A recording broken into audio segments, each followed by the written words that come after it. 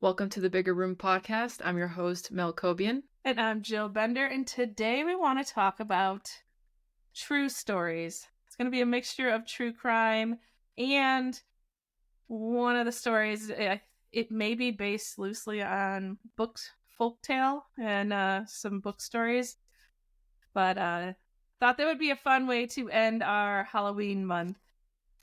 So we're going to get into it first with the story of a clown. Story of a clown. Story of a clown.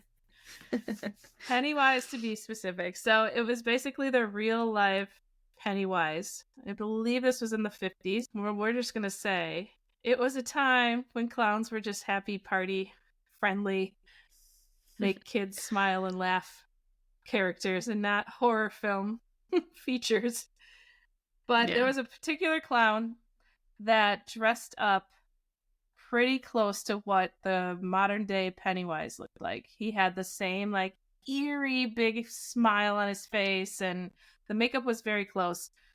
And he lived in this town where he was very well known as an entertainer, and he would, the people would have him come to birthday parties and even adult parties, just to have some entertainment there. And but then people started noticing that young boys were going missing, and they were getting scared and they didn't know what was going on. So one day there was a young man who was passing through and his car broke down, and this guy who dressed up as the clown, we're going to just call him John because I don't actually know what his name was, but we think we're on the same story, right? All right, so John said, hey, it's late. You're not going to get anybody to help you right now, so I have an extra bed at my house. Why don't you just crash there? The young man was very hesitant, declined the offer at first, and the guy's like, well, are you going to sleep outside all night? Like, I have a bed. There's nobody there. Come stay, you're welcome to stay there, and in the morning we'll get everything taken care of. So the young man agrees to it, and they go to the guy's house, and the extra bed is actually in the basement.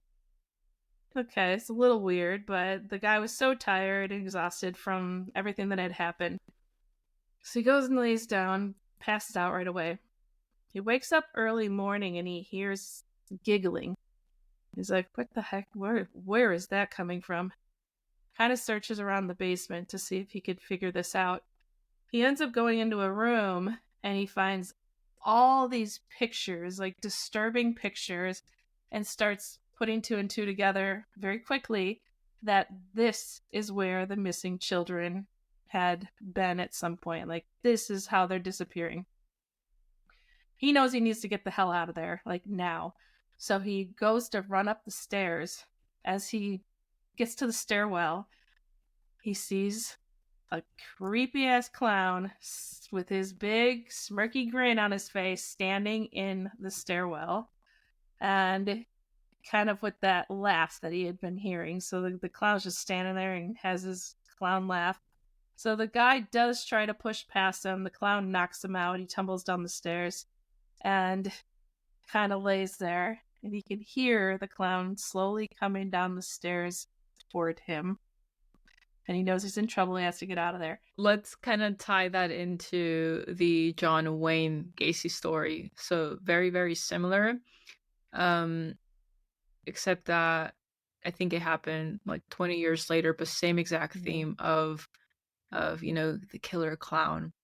And Gacy did the same thing where he actually lured boys over.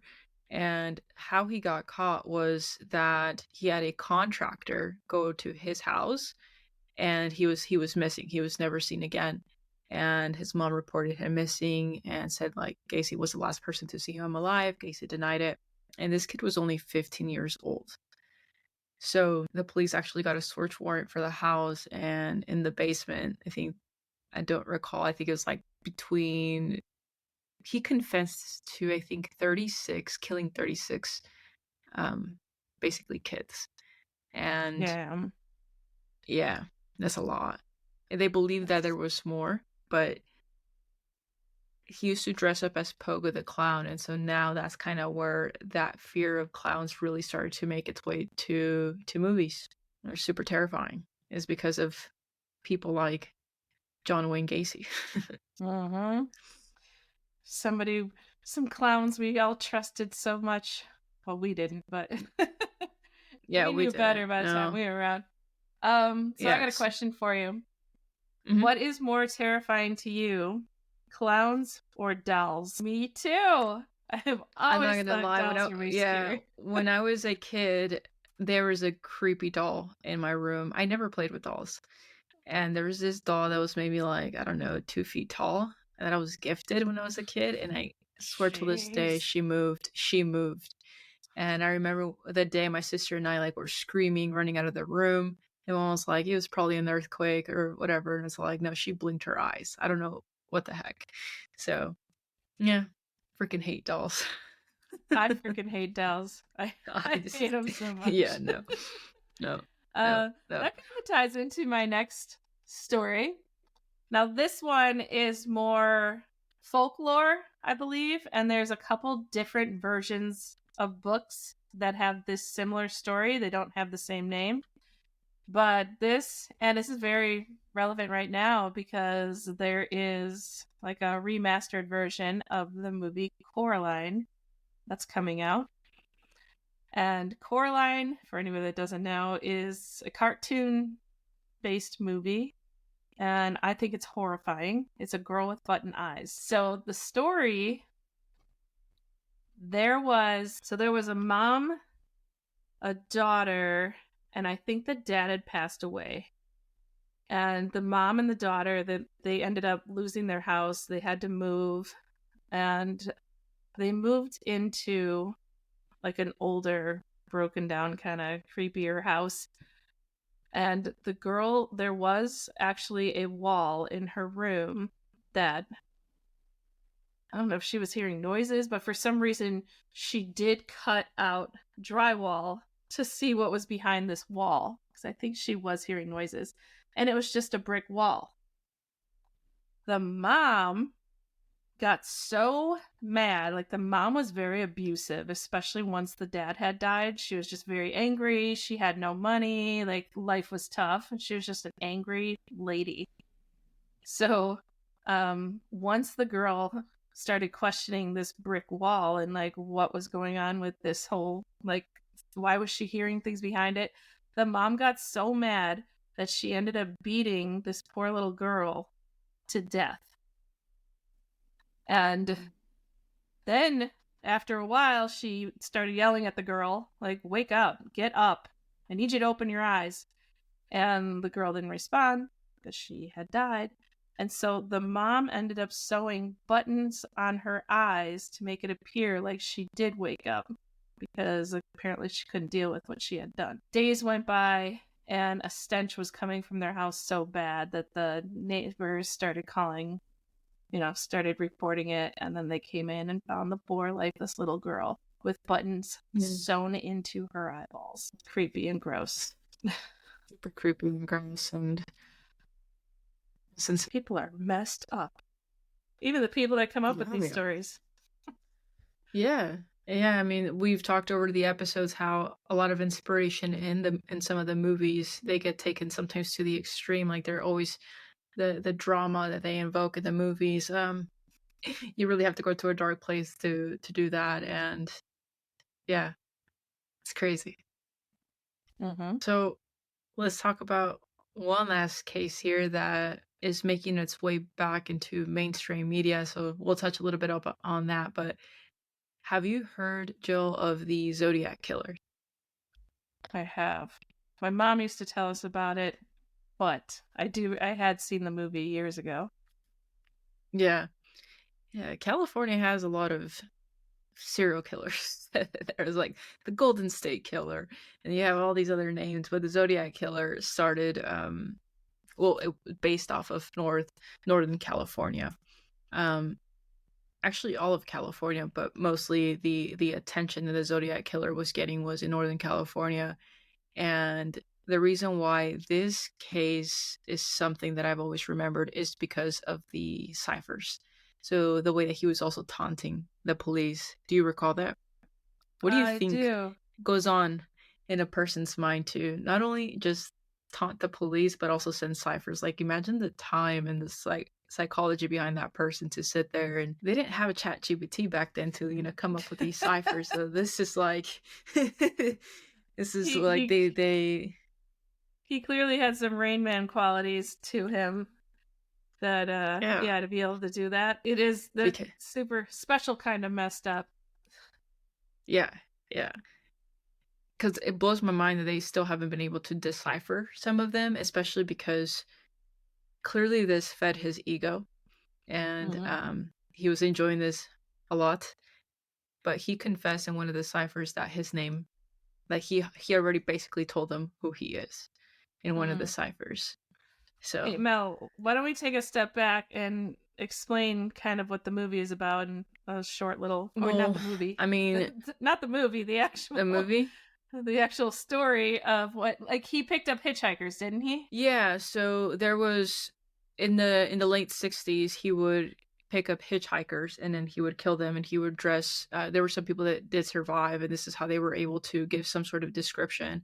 But they believe a total of 37 people have been tied back to the Zodiac killer, but only 5 of them have been confirmed via the Zodiac killer, stating that he killed them. Mm. But this was during a time where collecting DNA or things like that just wasn't a thing. So as of today, they haven't linked it to anyone with DNA or anything like that, but they believe 37 victims at least. And so via hitchhiking. Yeah. That movie always stood out to me because I remember hitchhiking used to just be a thing.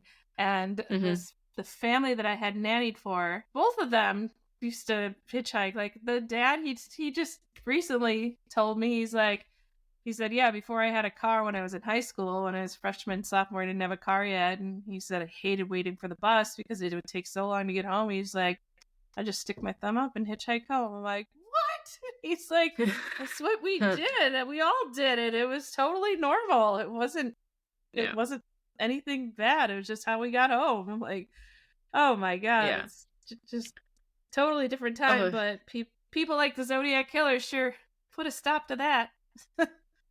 absolutely. I mean, even today with something like Uber, right? There's been cases around that, even like people steal Uber people's cars and kidnap people. There's just so many ways around it. Even now, there's still loopholes and people get away with things like that. But it's definitely a lot safer now. No matter where you are, your phone, you can count on your phone being pinged. So I it's a lot harder. I I never wanted to take an Uber in the early days. I was like terrified of it. Mm, And it was because I heard a story of an Uber driver picking up a young girl, like not a little girl. She was probably, either late teens, old enough to take an Uber. She was of age. Took an Uber. She might have been like early 20s. And she reached over and started stabbing the driver just because she wanted to see what it felt like to kill someone. And so mm, that just like right there, those messed up stories. I was like, no, thank mm-hmm, you. And yeah, it wasn't the Uber driver doing it to them, but it just scared me enough. And it wasn't until I went to work, we flew to somewhere, and I had to take an Uber. And I was like, by myself? Like, are you going to be at the airport when I get there? Can we take an Uber together? And I just kept, I hated it. Oh, and then we flew to Texas. I flew to Texas and I'm already like nervous about having to take this Uber from by myself, right? So I go mm-hmm, out I flew into I don't know where, Dallas I want to say. And I go out to where the Uber line is and there's all these people and we're waiting and there's just this line of Ubers that are pulling up.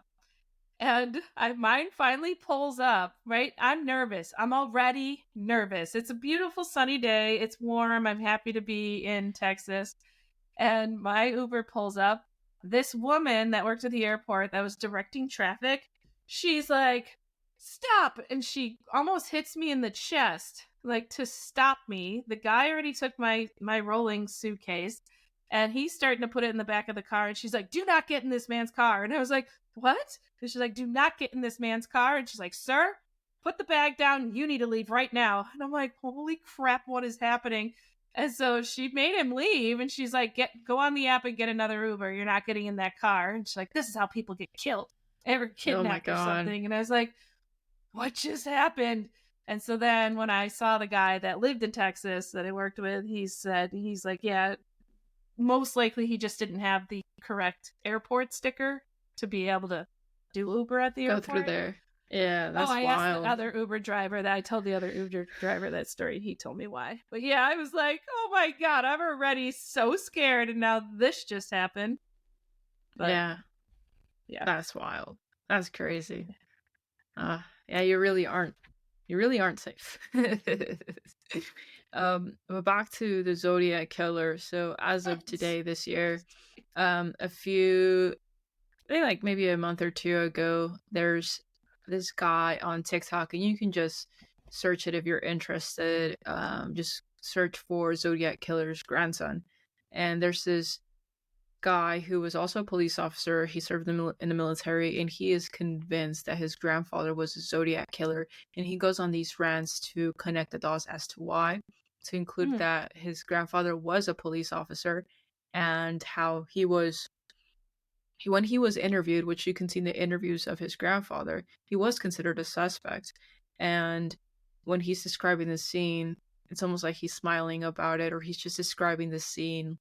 You would think that, well, who knows, right? Everybody's different, but he is describing the scene of this woman that was murdered, and the grandfather in the interview goes into detail of how he can see the bullet hole and her bra just moving up and down because of the breathing as she's dying. So he's like, almost like he's you know taking in the details of what happened, as if that's something that he was kind of like proud of.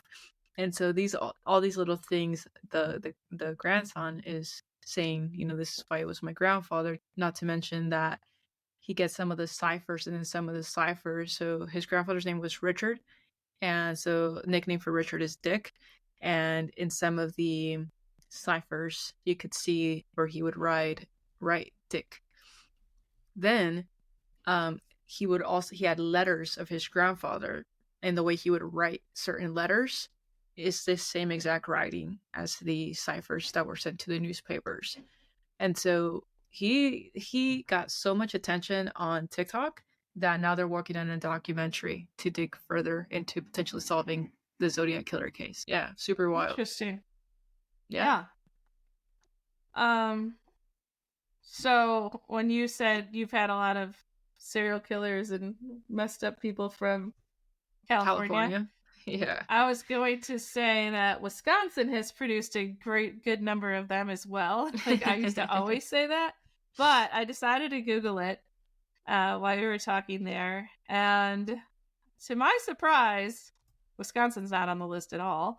Mm, California is, but the number one is Alaska. interesting. Yeah, and their number spiked in the 80s. I think a lot of serial Huh. killers were in the 80s, I don't know what they were 70s, 80s. eating. Yeah. I don't know what they were eating, what they were listening to, but there's a lot of crazy stuff in the 80s that happened, to include some of Yeah, like the cult stuff. yeah. So Alaska was number one, Nevada second. I can see that. I can see that. For serial killers, though, A lot happens in just en route to Vegas.